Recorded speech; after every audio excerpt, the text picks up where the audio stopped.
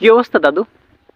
কিছু কিছু কপত কপতি, কিছু কিছু কাপল, কিছু কিছু কপত কপতি দেখা যায়, এরা এমনভাবে বিভিন্ন চিপায় চাপায় বসে প্রেম করে, গল্প করে, হাত ধরে বসে বসে কি এরা ছোট্ট ছোট্ট করে প্রেম করে, প্রেমের আলাপ করে, গল্প করে।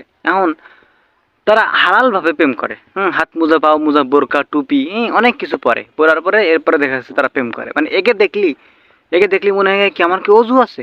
ও অজু ছাড়া কি একে প্রেম প্রেম লীলা দেখা উচিত? মানে মনে হয়, মনে প্রশ্ন জাগে যে এরা, যেরকম ভাবে হাত মোজা পাও মোজা পরে বয়ফ্রেন্ডের সাথে দেখা করতে আসছে, বয়ফ্রেন্ড হাতে একটা ফুল নিয়ে আইছে, এরা যে এভাবে চিপাই বসে কপত কপতি প্রেম করতেছে, আমার কি অজু আছে? এদের প্রেম কি আমার দেহা ঠিক আছে? আমি অজু করে এসে দেখবো?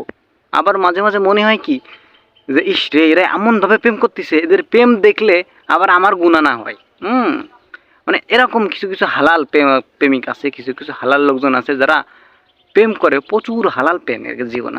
মানে ডুম ডেট করে, বিভিন্ন ধরনের ডেট করে, এরা বিভিন্ন ধরনের ডেট টেট করে খুবই হালালভাবে, হাত মোজা, বাউ মোজা, টুপি, পাঞ্জাবি সব কিছু পরে, অথচ প্রেম করে। আবার কি বয়ফ্রেন্ড বলে যে ইস আমার গার্লফ্রেন্ড এত লয়াল, সে কোনো সময় কি হাত মোজা পা মোজা কোনো কিছুই খোলে না, কিন্তু সে কি হালাল প্রেম করতেছে।